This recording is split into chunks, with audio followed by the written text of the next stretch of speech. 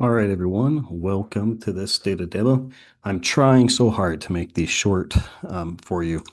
The first versions of these I made a couple years ago were crazy long. They were like over an hour. We need to recognize that these data demos are not lessons, right? They can't be a substitute for your reading or for classroom time, but they are intended to help give you just hands-on practice using the skills. So, for this example today, as we talk about linear regression, we're going to be looking at an interesting question and one that we kind of visited previously, but we're going to expand on now that we know how to do multivariate regression. So, the research question that we're going to explore is: was the role of sex, education, parental status in explaining the gender income gap when controlling for age? So in this example, sex, education, parental status, all three of these are independent variables. That's the cool thing about multiple regressions. We can have multiple independent variables.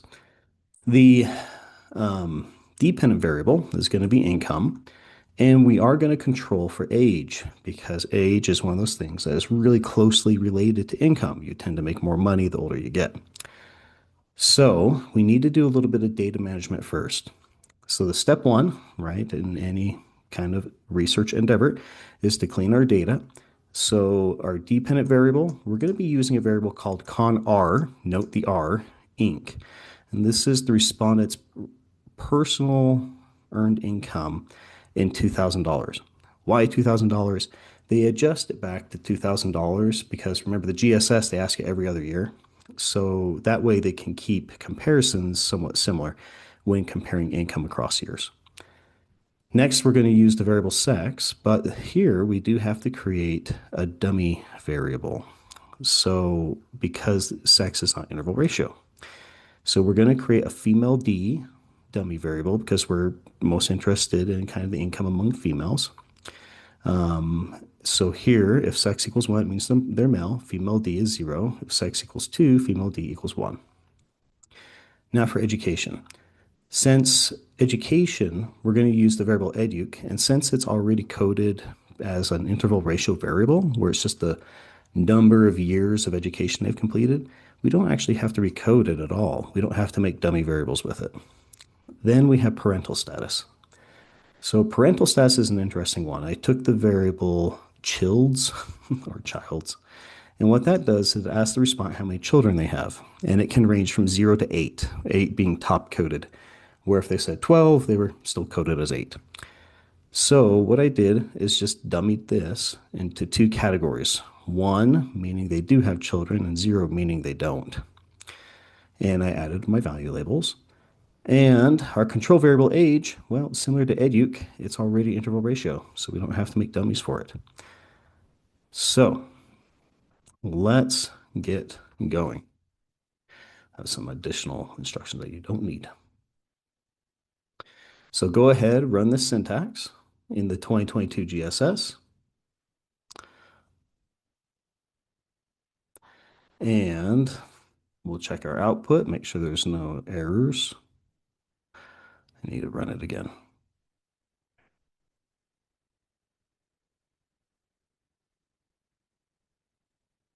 Don't you love it when it gives you like a million outputs? All right, so we'll run this real quick. Sweet, no errors, looking good. And we look at our data.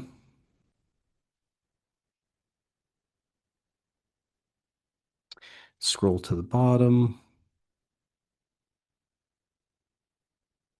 And we have our variables. So we're looking good. We can even test them. You don't have to do this part. You can just look. So we'll take child's and child's D, and I'm going to find the variable sex and our new female dummy, put that in, click OK. So what I'm doing here is I'm just making sure I coded things right. So for child's 1309, this is the original variable is 0, and it matches down here, and that looks pretty good. We got our missing correct. Yep, looking good there. Let's see for sex. So we should have 2,216 females, and that is what we see in our female D. Sweet. I'm going to close this out so it's nice and fresh. Now, I want to show you something kind of cool here first. You don't have to do this part yet, but I want to show you something that maybe will help you understand that relationship between linear regression and averages. So what I'm going to do is I'm actually going to run just a independent sample t-test. I'm going to find my female D. I could just use sex, but that's okay. Actually, I'm going to use sex because it has the labels in it. Okay, so we'll put sex in there, and then I'm going to get ConR Inc., put it into the test, right? Because this is interval ratio. We can get a mean, and t-test compares means. We're going to define our groups. We got male, we got female. And I click OK, and here we go. Okay, so what I wanted to show you was this right here, where we have the average. So for males, average income was $47,483. For females, it's $33,808. All right. Oh no, it's not going to let me close the magnifier. Okay. Remember those averages. Because now, check this out. We're going to go to, and now follow along. Go to Analyze. Actually, wait a sec. Don't follow along quite yet. I don't want you to do too much work. So go to Analyze, Regression, Linear. And then we are going to find ConR Inc., put into our dependent list. And I'm going to come down here to female D and put in the independent. Now, hopefully you remember from the readings that the reason we have dummy variables is it kind of tricks the equation into letting us use non-interval ratio variables in regression. So we will click on statistics now, click confidence interval, continue, and okay. So here we are running like our first regression. All right. So we got a lot of information here, and we'll cover this a little bit more detail when we do the final regression. But what I wanted to show you, being ornery, is this here. So see here where it says constant? This is the y-intercept, right? This is the value of y, which is income when x is 0. And the only x variable we have, independent variable we have, is female d. Now, how is female d coded? 1 means they're female, and 0 means they are male. So this is the value of y when x is 0 or male. And look up here, the average for males, it's the same. Isn't that kind of cool? And when we see the slope effect, right? So this is the impact of being female. Being female compared to males is predicted to decrease income by $13,674.40. And if you were to do some subtraction, that's about what you would get right here. So very cool to see kind of how that works. Now let's close out our output. And this time, yes, you do get to follow along. So let's go to Analyze. We're going to go down to Regression, Linear. ConR Inc. goes in the dependent. We're going to have female D in our independent. And we get to add in some others. So let's first find, switch to the variable names. Educ. So this is years of education. Now let's find our child's D dummy. And let's put in age. So this is really cool, right? That we can include all of these different variables now. We go beyond what t-test can do by simultaneously controlling for multiple independent variables. Very cool. Okay, so once you have all that in, click OK. Don't look at anything quite yet. And let's turn our weights on. And let's rerun it.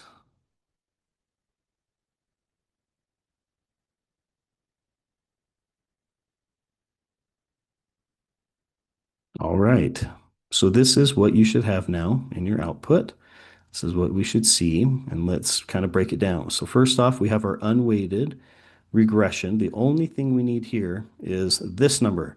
So in the ANOVA table where it says total, this 2,237, we would add one, and that is going to give us our sample size. So our valid sample size is 2,238. It's so dumb. I hate that we have to like add one to figure it out. Now let's go down to our weighted stuff. Right. There's a lot to unpack with linear regression, and we're going to cover all these just real quick. So first off, let's look at our coefficients down here. Let me zoom in. Okay, so we have our y-intercept. This is the value of y when all the x's are zero. But now that we have like lots of variables in, it doesn't make much sense to interpret now because this would technically be like males with 0 years of schooling, zero children, and who are zero in age. So we don't necessarily interpret the constant once we add additional variables. But the other slopes we do. So these are the slope coefficients. So being female compared to males decreases income by $19,409 when controlling for education, child's, and age. And it is significant. So that means that there is something about being female apart from differences in education or the number of children they have or their age where they are earning less than males. Now we look at education. Okay, so this is higher school of education. The slope is 4,881. Now, how do we interpret this? Years of education is numerical, right? So we have to interpret within its units. For each year increase in education someone has, their predicted income is to increase by $4,881. So that means if you had like 20 years of income, you would take 20 times this number, and that would give you like that the impact of education on income. Child's, so this one's a dummy where it's one, yes, they have children, zero, they don't. So if you have children, your predicted income increases $12,671. Now, why might that be? There might be some other things that we're not necessarily controlling for or doing here that may explain that. It may also be that people with children tend to be a little bit more settled in their careers. And the longer you spend at a place, you tend to earn more. Then age of respondent, it looks really low, right? It's only like $357, but how many years old can someone be? So this is again in the units of our independent variables. For each 1 year increase in age, income is predicted to increase $357 when controlling for all the other variables in the model. And all the other variables, speaking of which, are significant. So we can say that we think that these effects are happening in the population. Now we get some other cool things here. The 95% confidence interval of the slope. So this tells us we're 95% confident the actual impact of like being female decreases income anywhere from $22,280 to $16,538 in the population. All right, so we got some cool stuff here. Now let's look up here at our adjusted R squared.